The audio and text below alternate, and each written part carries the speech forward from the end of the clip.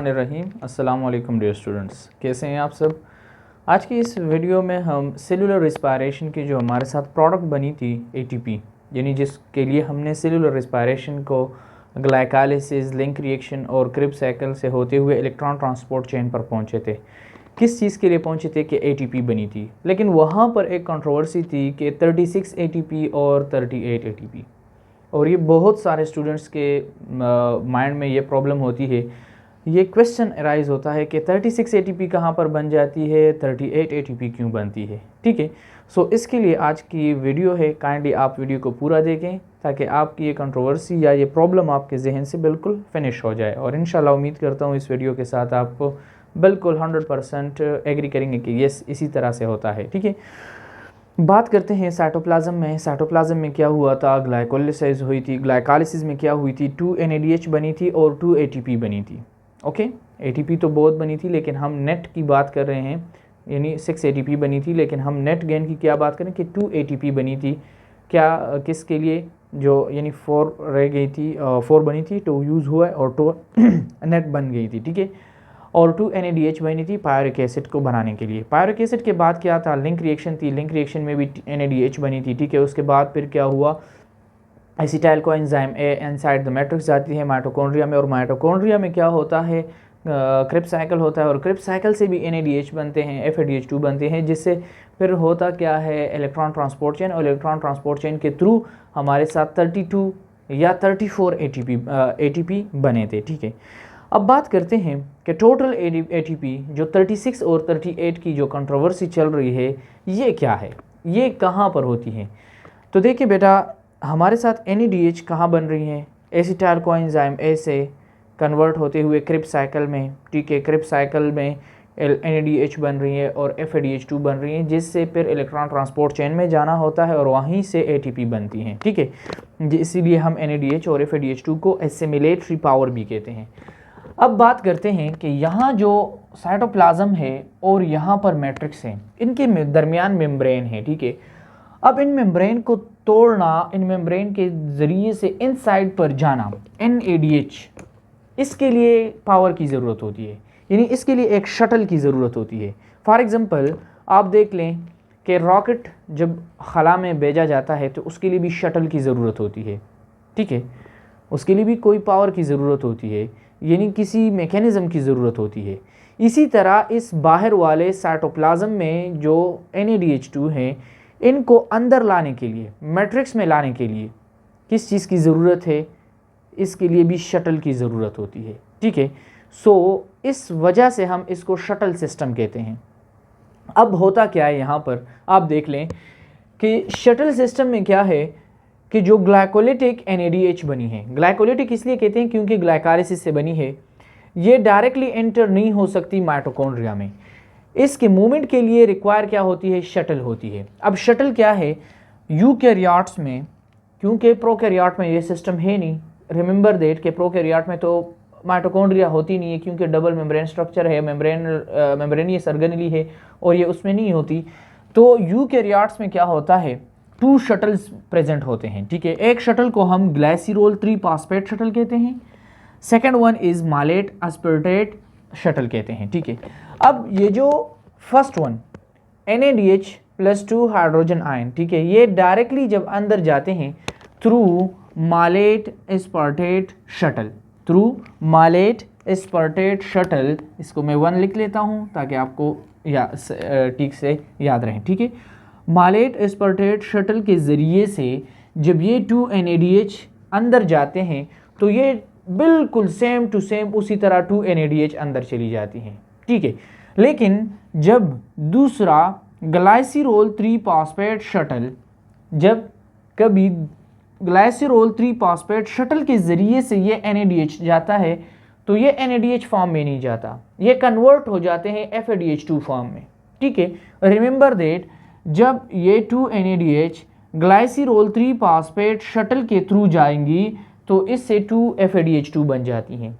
ठीक है, अब ये होता कहाँ पर है, ये होता है मसल और ब्रेन में। कहाँ पर, मसल और ब्रेन में होती हैं। ठीक है, लेकिन जो मालेट एस्पार्टेट शटल है ये किडनी और हार्ट में होती है। अब होता क्या है, हम जानते हैं लास्ट लेक्चर में हमने डिटेल से बात की थी कि 2 NADH कितने, यानी 1 NADH 3 ATP बनाती है। 1 NADH 3 ATP बना सकती हैं। जब 2 NADH हो गई तो इट्स मीन के 2 मल्टीप्लाइड बाई 3 तो 6 ATP बनती हैं। जब 6 ATP बनेंगी तो इट्स मीन, जब 6 ATP बनेंगी तो इट्स मीन कि वहाँ पर कितने इलेक्ट्रॉन ट्रांसपोर्ट चेन में 32 बनी थी, तो 32 plus 6 38 ATP। Okay, remember that. लेकिन जब 2 NADH ग्लाइसिरोल 3 फॉस्फेट शटल के ज़रिए से इनसाइड जाते हैं तो वो FADH2 में कन्वर्ट हो जाती हैं, और जब ये FADH2 में कन्वर्ट होती हैं तो we know that 1 FADH2 is responsible for only 2 ATP। ठीक है, कि एक FADH2 सिर्फ 2 ATP बना सकती हैं। इसके लिए हमने इलेक्ट्रॉन ट्रांसपोर्ट चेन में डिटेल से बात की थी, आप वहाँ से देख लें। अब यहाँ पर FADH2 सिर्फ 2 ATP बना सकती हैं, इट्स मीन कि यहाँ से क्या होगा, 2 FADH2 क्या करेंगे, सिर्फ और सिर्फ 4 ATP बनाएंगी। जब 4 ATP बनेंगी तो वहाँ से 32 इलेक्ट्रॉन ट्रांसपोर्ट चेन में बन गई, 32 plus 4 so 36 ATP। So remember that कि यहाँ पर 36 ATP कब बनी, शाबाश, जब हमारे साथ क्या हुआ है, ग्लाइसिरोल 3 फॉस्फेट शटल चला है और कहाँ पर, ब्रेन और मसल में चले हैं, तो हमारे साथ 36 ATP बनेंगी। अगर 38 ATP की बात करें जो हम कॉमनली लेते हैं, तो ये मालेट अस्पार्टेट शटल चलती है जो डायरेक्टली NADH को बिल्कुल सेम टू सेम वहाँ पर पेस्ट कर लेती हैं। ठीक है, यहाँ से कापी वहाँ पर पेस्ट कर लेती हैं, शटल कर लेती हैं, ठीक है, ट्रांसपोर्ट कर लेती हैं, और हार्ट और किडनी में 38 ATP बनती हैं। ठीक है, अब बात करते हैं यूकैरियोट में, प्रोकैरियोट में क्या होगा। यूकैरियोट में तो ये हो गया, लेकिन हम जानते हैं कि प्रोकैरियोट में मेम्ब्रेनियस ऑर्गेनेली की कोई कंसेप्ट ही नहीं है, तो सब सिस्टम कहाँ पर चलता है, साइटोप्लाज्म में चलता है। साइटोप्लाज्म से ग्लाइकोलाइसिस हुई, ग्लाइकोलाइसिस से क्या बना, NADH बना। ठीक है, फॉर एग्जांपल NADH बना, लिंक रिएक्शन से भी बना, क्रिप्स साइकिल से भी बना। अब ये आएंगी कहाँ पर, शाबाश, या तो मीजोसोम में आएंगी, ठीक है, और या हम क्या कहेंगे कि प्लाज्मा मेम्ब्रेन में आएंगी, और वहीं से फिर ATP की सिंथेसिस होती है। ठीक है, इसको तो हम यहाँ पर रख लेते हैं, और यहाँ पर जितनी भी ATP बनेंगी वो बिल्कुल 100% 38 ATP होगी, क्योंकि इसमें शटल की ज़रूरत ही नहीं होगी, शटल सिस्टम यूज़ ही नहीं होगा। ठीक है, अब बात करते हैं एनर्जी एफिशिएंसी की, कि ATP की बात तो हो गई, ठीक है, 36 38 की बात भी कन्फर्म हो गई।